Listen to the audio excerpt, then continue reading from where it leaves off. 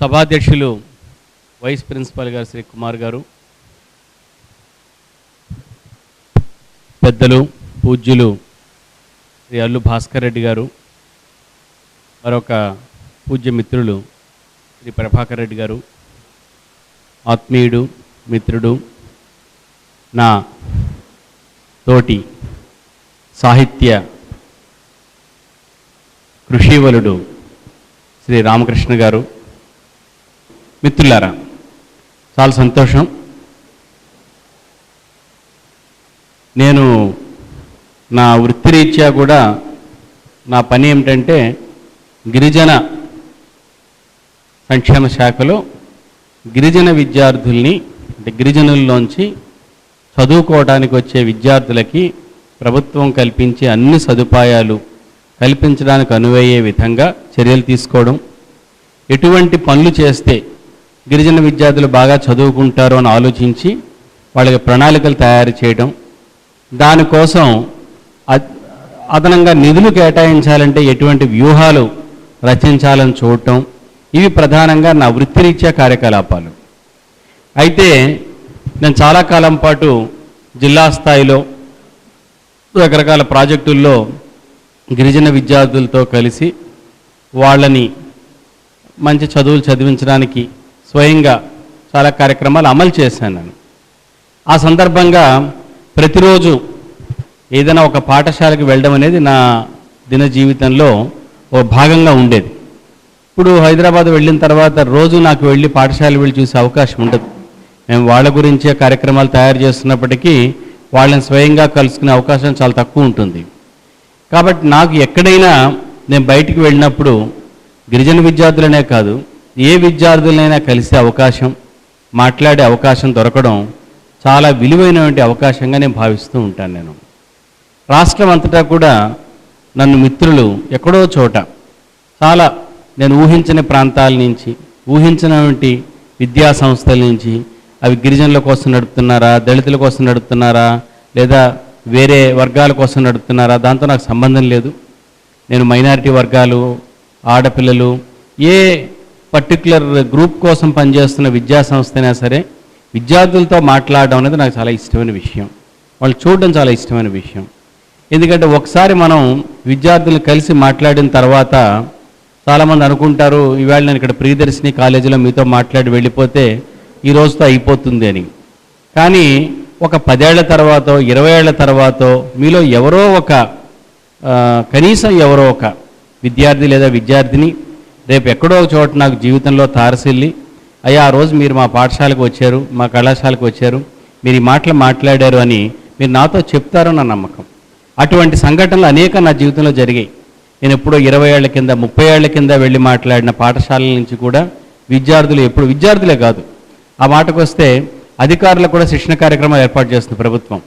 Doctor మరి Chennareddy human resource development institute ఉంది హైదరాబాద్లో, అక్కడ ఉన్నత స్థాయి ఉద్యోగులకు అందరికీ శిక్షణ ఇస్తారన్నమాట. ఆ శిక్షణ కార్యక్రమంలో డిఎస్పీలు, డిప్యూటీ కలెక్టర్లు, రకరకాల అధికారులు వచ్చి శిక్షణ పొందినప్పుడు నేను కూడా వెళ్ళి ఏదో ఒక రోజు క్లాస్ తీసుకుంటే తర్వాత ఎక్కడో ఒక పోలీస్ ఆఫీసర్, డిఎస్పీనో డిప్యూటీ కలెక్టరో లేదా ఒక డిఈఓనో ఎవరో ఒకళ్ళు అయ్యా ఆ రోజు మేము క్లాస్గా వచ్చాము, మీరు మా పాఠం చెప్పారు, గుర్తుంది, ఈ మాట మాకు గుర్తుంది అని చెప్తారు. అందువల్ల ఏమంటే ముఖ్య సరస్వతి ఈరోజు మనం మాట్లాడుకున్నాము అంటే ఇది ఈ రోజుతో అయిపోయిందని అనుకోవటం లేదు. మన ఇప్పుడు దారి పొడుగునా మనం వచ్చే దారి పొడుగు ఎన్నో చెట్లు చూస్తున్నాం. ఈ చెట్లని మనుషులు నాటారా? లేదు. ఎక్కడో ఏ చెట్టు మీదనో ఒక పండు పండుతుంది, ఏదో ఒక పక్షి కొంతసేపు ఆ చెట్టు మీద వాలి ఉంటుంది, ఆ పండును ముక్కును కరిచి ఉంటుంది, ఆ విత్తనాన్ని ఆ చెట్టుని తీసుకువెళ్ళి మరెక్కడో దూర ప్రాంతంలో ఆ పక్షి నేల పడేసి ఉంటుంది, తిరిగి మళ్ళీ అది మొక్కగా మారుతుంది. మనం కూడా నేనేమనుకుంటాను, నేను కూడా అట్లాంటి పక్షి లాంటి వాడిని. నేను సేకరించినటువంటి లేదా నేను చెప్తున్న నాకు తెలిసిన విషయాలన్నీ కూడా దాదాపుగా నేను సేకరించుకున్న విషయాలు. ఇట్లాగే వివిధ రకాల చెట్ల మీద, పళ్ళ మీద నేను వాలినప్పుడు, చక్కటి ఫలభరితమైనటువంటి తోటల్లో తిరిగినప్పుడు అక్కడ నాకు లభించినటువంటి సమాచారాన్ని, అక్కడ నేను పొందిన స్ఫూర్తిని తిరిగి మళ్ళీ మరో చోటకి వెళ్ళినప్పుడు నేను చెప్తానన్నమాట. I'm only a connecting wire. ఇగో చూడండి ఫలానా చోట ఇటువంటి అనుభవాలు చూశాను, ఇటువంటి మనుషులు చూశాను, నేను ఇటువంటి విశేషాలు చూశాను. నేను ఆ చూసిన విషయాలు అంత తొందరగా నేను మర్చిపోలేను. అవి నన్ను చాలా తీవ్రంగా చాలా సన్నిహితులైన బంధువుల కంటే కూడా అవి నన్ను ఎక్కువ ప్రభావితం చేస్తాయి. ఉదాహరణకి నేను ఒక జిల్లా గిరిజన సంక్షేమాధికారిగా నేను పార్వతీపురం అనే ఒక ఊళ్ళో, విజయనగరం జిల్లాలో పార్వతీపురం అనే ఊళ్ళో నా జీవితం మొదలుపెట్టాను. నేను అక్కడ మా దగ్గర చాలా స్కూళ్ళు పనిచేస్తూ ఉండేవి. గిరిజన ప్రాంతాల్లో స్కూళ్ళు చాలా నడపడం కష్టం, సౌకర్యాలు సరిగా ఉండవు, అడవులు, అక్కడ కరెంట్ ఉండదు, ఉపాధ్యాయులు ఉండడానికి నివాసం ఉండదు, పిల్లలు ఒట్టి నేల మీద పడుకోవాలి, చాలా ఇబ్బందులు ఉండేది. నేను మాట్లాడుతుంది 25 ఏళ్ల కింద సంగతి. సరే, ఇప్పుడు కూడా ఏమంత గొప్ప మార్పు ఏమీ రాలేదు, అప్పుడు ఇంకా చాలా అధ్వాన పరిస్థితులు ఉండేవన్నమాట. అటువంటి పరిస్థితుల్లో ఉపాధ్యాయులు బడికి వెళ్ళేవారు కాదు, పాఠాలు చెప్పేవారు కాదు, పిల్లలు బడికి వచ్చేవారు కాదు. తల్లిదండ్రులు పిల్లల్ని బడికి పంపే కంటే కూడా చింతపండు ఏరుకుంటే మంచిది, మా పిల్లల్ని చింతపండు ఏరుకుంటే అమ్ముకోవచ్చు, డబ్బులు వస్తాయి అంటే పిల్లల్ని ఒక పనిముట్లాగా భావించేవారు తప్ప వాళ్ళని రేపు పొద్దున్న వాళ్ళకు జీవితం ఉంటుంది, వాళ్ళ మీద మనం సమయం మదుపు పెడదాం, వాళ్ళు చదివిద్దామన్న ఆలోచన వాళ్ళకి ఉండేది కాదు. నేను ఎక్కడ ఏ స్కూల్కి వెళ్ళినా కూడా ఉపాధ్యాయులు పనిచేయకపోవడం, వాళ్ళ మీద చర్య తీసుకోవడం, చాలా ఒక బీభత్సకరమైన వాతావరణం ఉండేదన్నమాట. అయినా రోజు పొద్దున్న లేవడం, తెల్లవారు లేస్తూ ఇంత అన్నం మూట కట్టుకుని నేను పోతూ ఉండేవాడిని. అట్లా వెళ్తున్నప్పుడు ఒకరోజు ఒక స్కూల్కి వెళ్ళాను నేను. ఆ స్కూల్ పేరు రామభద్రపురం, అది జియ్యమ్మ వలస అనే మండలంలో ఉంది ఆ స్కూలు. ఆ స్కూల్కి వెళితే అక్కడ ఆ ప్రధానోపాధ్యాయుడి పేరు సత్యానందరావు. ఆ సత్యానందరావుని ఉపాధ్యాయుడు, ప్రధానోపాధ్యాయుడు నేను వెళ్ళేటప్పుడు స్కూల్లో ఉన్నాడు, పాఠశాల జరుగుతుంది. నేను చూసిన వాటిలో కొద్ది గొప్ప బాగా ఉంది ఆ స్కూలు. సరే, ఆయన పరిచయం చేస్తూ ఉండగా అందరినీ పరిచయం చేస్తూ ఒక ఉపాధ్యాయుని కూడా పరిచయం చేసి, ఈమె మా ఏదో లెక్కల ఉపాధ్యాయుని ఏదో అని చెప్పాడన్నమాట. చెప్తే మరొక ఉపాధ్యాయుడు ఉండబట్టలేక అన్నాడు, ఆమె సార్ వాళ్ళ మిస్సెసే సార్ అన్నాడు. అట్లన్నా చాలా సంతోషం, భార్యాభర్త స్కూల్లో పనిచేస్తే చాలా సంతోషం అన్నాను. కానీ ఆమె ముఖంలో ఏమంత సంతోషం లేదు, ఆమె కొద్దిగా డిస్టర్బ్డ్ ఫేస్తో ఉందన్నమాట. నాకు కొద్దిగా ఆశ్చర్యం అనిపించింది, ఆమె ఎందుకు అంత సుముఖంగా లేదు. ఏమ్మా ఏంటి ఇలా ఉన్నావు, నువ్వేదో బాధలో ఉన్నట్టున్నావే అని. ఏమీ లేదు సార్, ఏమీ లేదు సార్. చెప్పమ్మా అంటే మళ్ళీ ఎవరో ఒక ఆయన మళ్ళీ ఉండబట్టలేక, ఏం లేదు సార్, ఈవేళ ఆమె స్కూల్కి 5 నిమిషాలు ఆలస్యంగా వచ్చిందని మా హెడ్ మాస్టర్ ఆమెకి ఆబ్సెంట్ మార్క్ వేశాడు సార్. ఎవరు హెడ్ మాస్టరు? వాళ్ళు ఆయనే. ఆమె ఎందుకు 5 నిమిషాలు ఆలస్యంగా వచ్చింది? ఆ సదరు భర్త గారైన హెడ్ మాస్టర్ గారికి అన్నం వండి పెట్టడం కోసం 5 నిమిషాలు లేట్ అయింది ఆమెకి. ఆ హెడ్ మాస్టర్ గారి తల్లిదండ్రులకి, హెడ్ మాస్టర్ గారి పిల్లలకి సేవ చేసి ఆమె మళ్ళీ స్కూల్కి రావడంలో 5 నిమిషాలు ఆలస్యమైంది. 5 నిమిషాలంటే ప్రేయర్ అసెంబ్లీకి హాజరు కాలేదు. అది నేనన్నాను, అదేమిటయా అది, ఎందుకు ఏమైంది 5 నిమిషాలు ఆలస్యం అంటే, ప్రేయర్ అసెంబ్లీకి హాజరు కాలేదు సార్, అందులో నేను ఆబ్సెంట్ వేశాను సార్ అన్నాడు. అంటే నాకేమనాలో అర్థం కాలేదు. అసలు మామూలుగా గిరిజన పాఠశాలలో వ్యవహారం ఏమిటంటే, ఏ స్కూల్కి వెళ్ళినా కూడా అటెండెన్స్ రిజిస్టర్లో ఒక సెలవు చీటీ ఉంటుందన్నమాట. ఆ సెలవు చీటీ ఎక్కడ ఏ స్కూల్కి వెళ్ళినా ఏదో ఒక ఉపాధ్యాయుడు సెలవు చీటీ ఉంటుంది. ఆ సెలవు చీటీతో ముఖ్య లక్షణం ఏంటంటే ఆమె డేట్ ఉండదు. నాకు అర్జెంటుగా కడుపు నొప్పి వచ్చింది కాబట్టి ఒకరోజు సీఎల్ మంజూరు చేస్తుందిగా కోరుతున్నాను రాసిపెట్టి వెళ్ళిపోతాడు, అక్కడ ఏమి ఉండదు. ఒకవేళ ఆ రోజు ఎవరైనా తనిఖీ అధికారి వస్తే గౌరవ ప్రధానోపాధ్యాయుడు డేట్ వేసిందిగా సార్ ఇప్పుడు సెలవు చీటీ ఇచ్చి వెళ్ళాడు సార్ అంటారు, లేదా సెలవు చీటీ అలా ఉంటుంది మళ్ళీ నెక్స్ట్ విజిటింగ్ ఆఫీసర్ కోసం. ఇటువంటి పరిస్థితుల మధ్యలో 5 నిమిషాలు లేట్ అయిందని అసలు భార్యాభర్త అక్కడ ఉండడమే గొప్ప విషయం, ఒకచోట పనిచేయడం ఇంకా గొప్ప విషయం. అది నాకు కొద్దిగా ఇబ్బంది అనిపించింది. చేసే ఒకళ్ళిద్దరు టీచర్లు కూడా ఇట్లా బాధపడ్డం ఏమిటని, సరే ఒక 5 నిమిషాలు ఆగి నేను అన్నాను, ఓకే మిస్టర్ సత్యానందరావు, నేను నీ పై అధికారిగా ఆమె తాలూకు 5 నిమిషాల ఆలస్యాన్ని నేను కండోన్ చేస్తున్నాను, నాకు అధికారం ఉంది, నువ్వు ఆమెకు ఆబ్సెంట్ మార్క్ తీసేసి ప్రజెంట్ మార్క్ వెయ్యి అన్నాను. అంటే ఆ మాస్టర్ గారు ఏమి చెప్పే లోపు వాళ్ళ ఆవిడ అంటే ఉపాధ్యాయుని ఆమె 2 చేతులు జోడించి నాకు నమస్కారం పెట్టి ఆమె అంది, సార్ అట్లా అనకండి సార్, మీరు మా సారు అవన్నమాట, మా సారు ఇట్లాగే ఉండాలి సార్, అవసరమైతే వాళ్ళ ఆవిడకు కూడా ఆబ్సెంట్ మార్క్ వేస్తాడు, వేయటానికి సంకోచించడు అని అనుకుంటేనే ఈ స్కూల్ బాగా పనిచేస్తుంది సార్, మీరు నా కోసమని ఈ మా మాస్టర్ గారిని వీక్ చేయకండి సార్. చాలా సంతోషం. నా దృష్టిలో దేశ సరిహద్దుల్లో కార్గిల్ దగ్గర యుద్ధం చేసిన సైనికులు ఎంత గొప్పవాళ్ళో ఆ భార్యాభర్త కూడా అంత గొప్పవాళ్ళు. నా జీవితం అంతా కూడా నేను ఈ విషయాన్ని రాశాను నా పుస్తకంలో, ఎక్కడికి వెళ్ళినా చెప్తాను. నేను అసలు నేను ఎవరో మీకోసం చెప్పడం మరొకరి కోసం చెప్పడం కాదు, నా కోసం నేను చెప్పుకుంటాను. నేను ఇట్లా ప్రవర్తించగలనా? నాకు గవర్నమెంట్ హైదరాబాద్లో పనిచేయడానికి నాకు ఆఫీస్కి ఇంటి నుంచి ఆఫీస్ రావడానికి ఒక కారు ఇస్తుంది, మా డ్రైవర్ 1 గంట ముందే వస్తాడు, ఈ రోజున ఒక 5 నిమిషాలు లేట్ అయితే నా మనసులో ఈ ప్రశ్న తలెత్తుతుంది, నాకు ఇన్ని సౌకర్యాలు ఇచ్చినటువంటి నేను ఆ ఉపాధ్యాయులాగా పనిచేస్తున్నానా? ఆ 2 ఉపాధ్యాయులు ఇప్పుడు ఆయన రిటైర్ అయిపోయాడు, ఆమె చనిపోయింది. కానీ వాళ్ళు ఆ రోజు నా కెరీర్ బిగినింగ్లో, నా ఉద్యోగ జీవిత ప్రారంభంలో, నాకు ఇంకా ప్రభుత్వం గురించి కానీ నా పని గురించి కానీ ఒక నిర్దిష్టమైన రూపం ఏర్పడిన రోజుల్లో వాళ్ళని కలవడం అన్నది నా జీవితానికి చాలా మంచి చేస్తుంది అనుకుంటున్నాను నేను. వాళ్ళని కలవకపోయి ఉండుంటే కేవలం దొంగలు, అబద్ధాలు ఆడేవాళ్ళు, పని ఎగ్గొట్టేవాళ్ళు, వాళ్ళని మాత్రమే చూస్తూ ఉండుంటే నేను కూడా చాలా బ్రూటలైజ్ అయిపోయిండేవాడిని. ఓకే, ప్రభుత్వం ఇట్లాగ నడుస్తుంది, స్కూళ్ళు ఇలాగ నడుస్తాయి, కాలేజీలు ఇలాగ నడుస్తాయి అని అనుకుంటేవాడిని. కానీ వాళ్ళిద్దరిని కలవడం వల్ల, వాళ్ళని చూడడం వల్ల, ఆ నిష్కామంగా నిస్వార్థంగా పనిచేసిన ఆ భార్యాభర్తలను చూడడం వల్ల నాకు జీవితం చాలా చాలా నాకు అది జీవితంలో ఒక అదృష్టం అనమాట. దానివల్ల ఏమైందంటే నన్ను నేను సరిదిద్దుకోవడానికి ప్రతిసారి నేను ఎప్పుడన్నా తప్పు చేశాను అనుకున్నప్పుడు, నేను ఏదైనా ప్రలోభానికి లోనవుతాను అనుకున్నప్పుడు నా ముందు వాళ్ళిద్దరు నిలబెట్టుకుంటాను. నేను సత్యానందరావు భార్య కృష్ణవేణిలాగా నేను ప్రవర్తిస్తున్నానా? నేను నిజంగా వాళ్ళలాగా ఉండగలుగుతున్నానా? వాళ్ళని నేను వేరే వాళ్ళ ఉదాహరణ చెప్పడం వదిలిపెట్టాడు, నాకు నేను ఉదాహరణగా తీసుకున్నాను. నేను వ్యక్తిత్వం అంటే ఏమిటి? రామకృష్ణ గారు చెప్పారు, వ్యక్తిత్వ వికాసం గురించి చెప్తారు. వ్యక్తిత్వం అంటే ఏమిటి? వ్యక్తిత్వం అంటే ఇది. అబ్దుల్ కలాం ఏం చెప్పాడంటే మనిషి పువ్వులాగా ఉండాలని చెప్పాడు. పువ్వు ఏం చేస్తుంది? పువ్వు ఓ మందార పువ్వు పూస్తుంది అనుకోండి, అక్కడ ఏమైనా అడ్వర్టైజ్మెంట్ ఉంటుందా? ఈ మందార పువ్వు దీనికి 5 రేఖలు ఉంటాయి, పూర్తిగా వికసించింది, ఎర్రగా ఉంది, కాంతి వెదజల్లుతోంది, మీ అందరికీ సంతోషం కలిగిస్తుంది, రండి చూడండి, నేడే ఈ మందార పువ్వును విజిట్ చేయడం అడ్వర్టైజ్మెంట్ ఉంటుందా? అక్కడ బోర్డు ఉంటుందా? ఏదైనా ప్రకటన ఉంటుందా? టీవీలో స్క్రోల్ వస్తుందా? హెడ్లైన్స్ ఉంటాయా? పువ్వు వికసించినప్పుడు ఆ పువ్వు వికాసమే ఒక అడ్వర్టైజ్మెంట్. ఇంకో గొప్ప విషయం ఏంటంటే పువ్వు వికసించినప్పుడు మనం గమనించవలసింది చాలా నిశ్శబ్దంగా జరిగే పని. అది ఎవరికి చెప్పదు అసలు. పువ్వు తేనెటీగ అసలు చెప్పదు. కానీ పువ్వు వికసించడం ఏమిటి? ఎక్కడి నుంచి వస్తుందో తెలియదు. తేనెటీగ అమాంతం పువ్వు దగ్గరికి వస్తే ఎట్లా వస్తుంది? ఏ మెసేజ్ వెళ్ళింది? SMS వెళ్ళిందా పువ్వు నుంచి తేనెటీగకి? ఒక మనిషి వికసిస్తే, ఒక మనిషి వ్యక్తిత్వం వికసిస్తే అంత నిశ్శబ్దంగా జరుగుతుంది. అది ఆ మనిషి వ్యక్తిత్వం ఎలా ఉంటుందంటే ఆ పువ్వుని తేనెటీగ ఎక్కడి నుంచైనా వెతుక్కుని వస్తుంది. 2 ఏళ్ల కిందట సాక్షి పత్రికలో ఒక మిత్రుడు నేను రాసిన ఒక కథను పరిచయం చేశాడు. ఆయన పరిచయం చేసి ఊరుకోకుండా ఏం చేశాడు, నా సెల్ ఫోన్ నెంబర్ వేశాడు. అక్కడ వేయగానే అల్లు భాస్కర్ రెడ్డి అని, ఆయన ఎవరో నాకు తెలియదు, ఎప్పుడు చూడలేదు ఆయన్ని. ఈయన నాకు వెంటనే ఫోన్ చేశారు. ఈయన, అయ్యా నా పేరు భాస్కర్ రెడ్డి, నేను ఒక పాఠశాల నడుపుతాను, నేను పలానా కార్యక్రమాలు చేస్తూ ఉంటాను, నాకు మిమ్మల్ని చూడాలని ఉంది. ఎక్కడ భాస్కర్ రెడ్డి, ఎక్కడ చిరువీరభద్రుడు? సరే కలుద్దాం సార్, తప్పకుండా కలుద్దాం, ఎప్పుడు నేను నెల్లూరు వచ్చినప్పుడు కలుస్తాను నేను.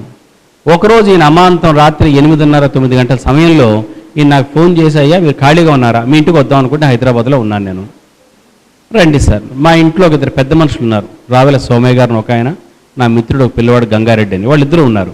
ఈయన వచ్చారు. ఈయన అమాంతం ఈయన వచ్చి వెళ్ళేంతసేపు దాదాపు 1 గంట సేపు కూర్చుని ఉంటారు. ఈయన వచ్చి వెళ్ళిన ఆ 1 అవర్ పాటు ఇక మా ధ్యాస దేని మీద లేదు.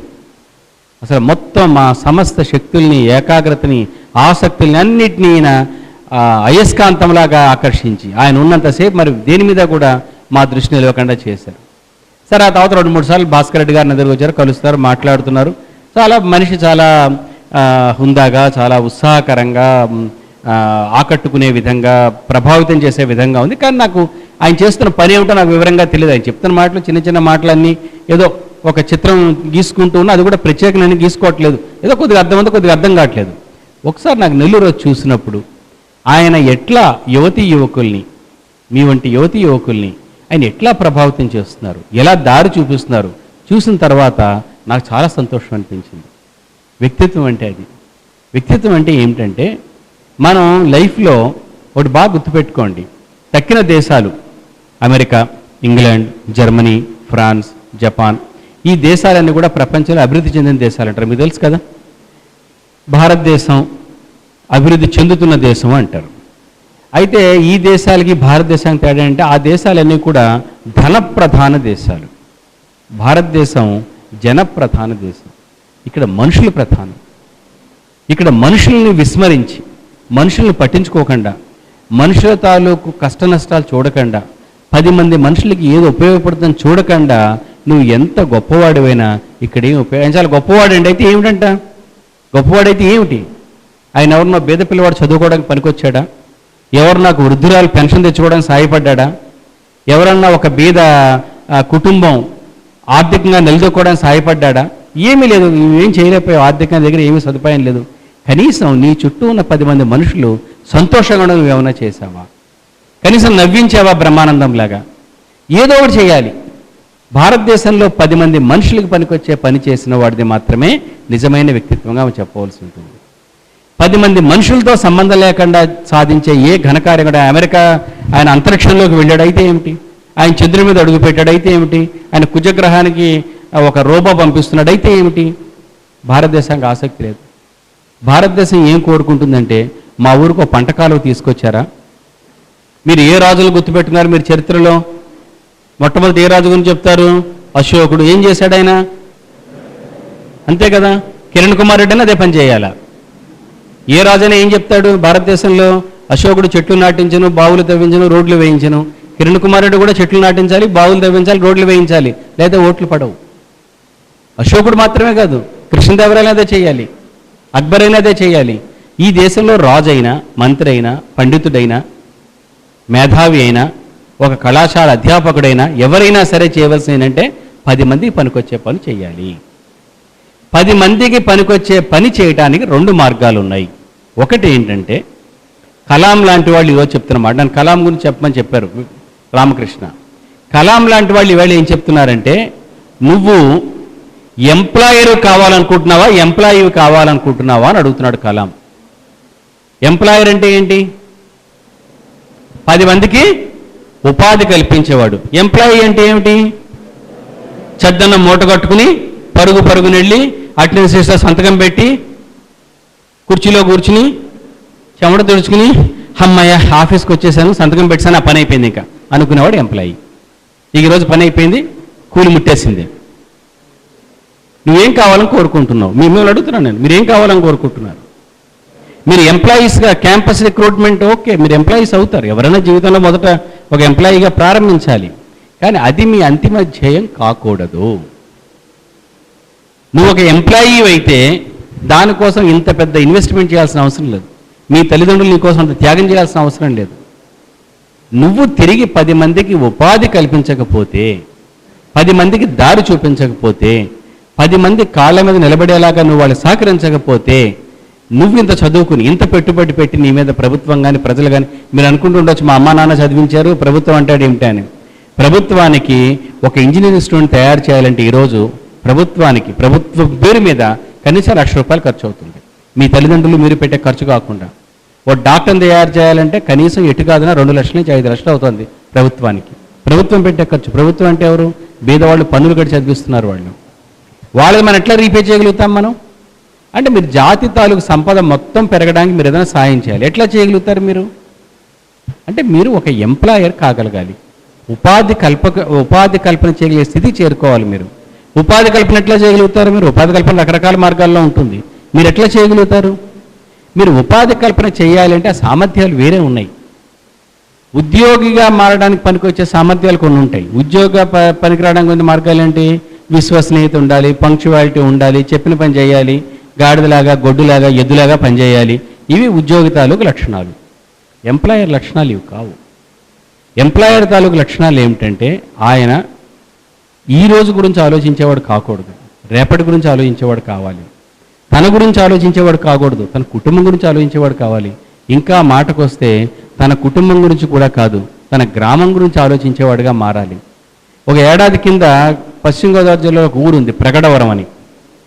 నా మిత్రుడు ఎంఎస్కో పుస్తకాలు వేస్తాడు, పబ్లిషర్ విజయ్ కుమార్ అని. ఆయన ఆ స్కూల్లో జిల్లా పరిషత్ హై స్కూల్లో చదువుకున్నాడు. ఆయన జిల్లా పరిషత్ హై స్కూల్ని రామకృష్ణ గారు అంటే నాకు గుర్తొచ్చింది. జిల్లా పరిషత్ హై స్కూల్లో చదువుకున్నాడు ఆయన. ఆయన ఏం చేస్తాడు, అయ్యా మా స్కూల్లో పూర్వ విద్యార్థులందరూ మేము మీటింగ్ పెట్టుకున్నాము, నేను కూడా ఆ స్కూల్లో చదువుకుని పైకి వచ్చిన వాడిని, నేనేం చేద్దాం అనుకుంటున్నా అంటే మా స్కూల్లో ఒక 2 అలమారాలను ఒక 500 పుస్తకాలు ఇద్దాం అనుకుంటున్నాను అన్నాడు ఆయన. అంటే ఆయన తన కుటుంబాన్ని తనని దాటి కొద్దిగా ముందుకు వెళ్ళి ఆలోచించాడు. ఆయన ఏం చేస్తున్నాడు, తను సంపాదించిన డబ్బు నుంచి కొంత డబ్బు తీసి ఆ స్కూల్లో ఒక లైబ్రరీ పెడితే మంచిది, ఇంకేది ఇచ్చినా కూడా కనబడదు, లైబ్రరీ ఇచ్చినట్టయితే పిల్లలు పుస్తకాలు చదువుకుంటారు, పైకి వస్తారు, ఉచితంగా పెడదాం, 1 లక్ష 2 లక్షలు ఎంతనా కానీ సిద్ధపడ్డాడు ఆయన. నాకు చాలా సంతోషం అనిపించింది. సరే నాకు వేరే ఏదో పని ఉంటే కూడా వదిలిపెట్టి ఒక పూర్వ విద్యార్థి సంఘం జిల్లా పరిషత్ స్కూల్లో చేస్తున్నారనంటే అది చూడవలసిన దృశ్యం, అదొక పండగ లాంటిది అనుకుని నేను కూడా వెళ్ళాను. వెళ్ళిన తర్వాత ఇలాంటి పూర్వ విద్యార్థులు చాలామంది ఉన్నారు, చాలా చేశారు. కానీ వాళ్ళందరిలోనూ కూడా ఆ రోజు హీరోలాగా కనబడ్డ వ్యక్తి వేరే ఒక ఆయన ఉన్నాడు. మా మిత్రుడు కూడా హీరోలా కనబడ్డ రోజు నాకు. ఆ హీరో ఎవరంటే ఆయన ప్రగడవరం స్కూల్లో చదువుకుని ఆయన హైదరాబాదులో ఒక చిన్న కెమికల్ ఫ్యాక్టరీ పెట్టుకున్నట్టు. ఆయన కెమికల్ ఫ్యాక్టరీ పెట్టుకుని అంచెలంచెలుగా పెద్ద ఫ్యాక్టరీ అయింది. ఇప్పుడు ఆయన ఏం చేస్తున్నాడంటే ఈ ప్రగడవరంలో కొద్దిగా ఏబుల్ బాడీడ్ ఫెలో, 18 ఏళ్ళు దాటిన వాడు, కాలు చేయి సక్రమంగా ఆడుతున్నవాడు ఎవడుంటే వాళ్ళందరినీ పట్టుకుపోయి ఆ ఫ్యాక్టరీలో ఉద్యోగాలు ఇచ్చాడు ఆయన. ఆ మొత్తం ప్రగడవరంలో ఉన్న యూత్ అంతటికి కూడా ఉపాధి కల్పించాడు. ఆయన ఎవరికి తెలియదు, ఆయన పేరు ఎవరికి తెలియదు. ప్రగడవరంలో కూడా చాలామంది తెలియదు ఆయన ఎవరో, ఫలానా ఫ్యాక్టరీని మాత్రమే తెలుసు. నేను అప్పుడు విజయ్ కుమార్ చెప్పాను, నాయన నువ్వు గొప్ప పబ్లిషర్వి, చాలా గొప్పవాడి, నువ్వు కలాం పుస్తకాలు వేసావు, నరసింహారావు పుస్తకాలు వేసావు, దేశంలో ఉన్న ప్రతి రాజకీయ నాయకుడు సుశీల్ కుమార్ షిండే పుస్తకాలు వేసావు, కానీ నువ్వు కాదు హీరో ఈరోజు నా కళ్ళకి. అదిగో నీ మిత్రుడు ఉన్నాడే, కెమికల్ ఫ్యాక్టరీ పెట్టి ఉద్యోగాలు ఇచ్చాడే, అతను నాకు హీరోలా కనబడుతున్నాడు ఈరోజు. నిజమే సార్ మీరు చెప్పింది కరెక్టే. అటువంటి స్థితికి మీరు రావాలి అంటే మీరు అలవాటు చేసుకోవాల్సినటువంటి కొన్ని లక్షణాలు ఉన్నాయి. ఆ లక్షణాలు ఒక 3 లక్షణాల గురించి మాత్రం చెప్పి నేను ముగిస్తాను. నేను